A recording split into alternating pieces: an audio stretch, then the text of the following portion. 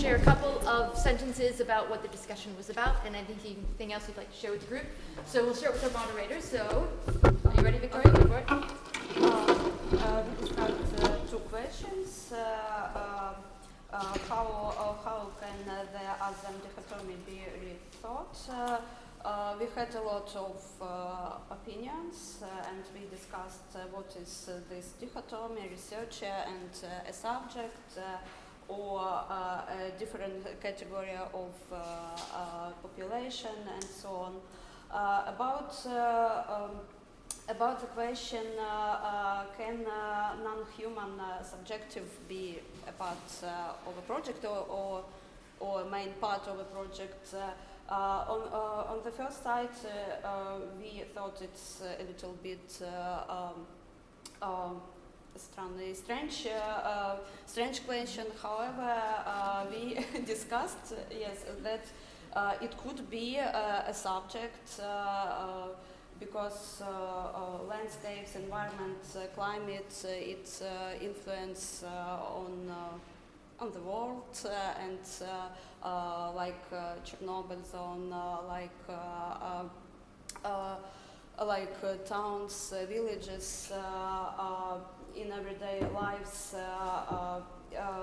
explore these landscapes, environment. It could be a subject. Thank you. Thank you very much. Maria, would you like to recognize me with a scarf? Our question was, what institutional factors in politics inform and determine the who of our public engagement work? And we started just picking apart the question. There seems to be a tendency. That's what happens when you get people like us around the table. So is who is the who here? Is it the sort of subject or the community or the people that we study, that we collaborated with to produce an output, or is it the public?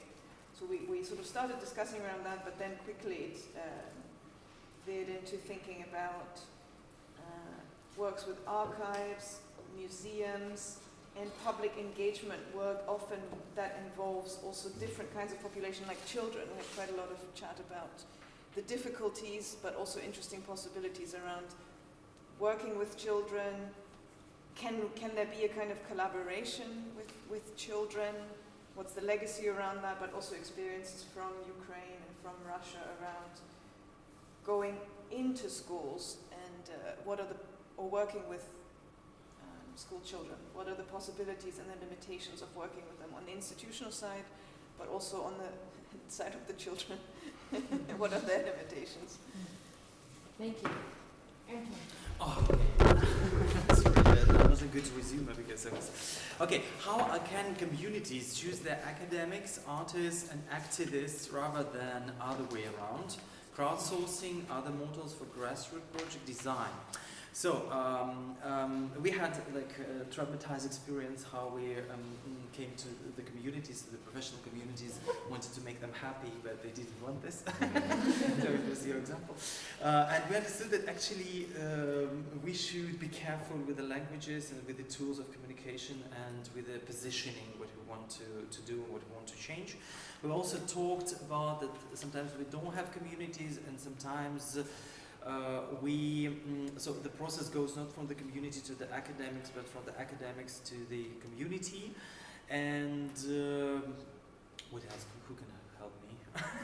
No one wants to anymore. Ethnographic, yes. It was very interesting that also we can use the methods of ethnography to make this process of engagement or less painful, for both sides.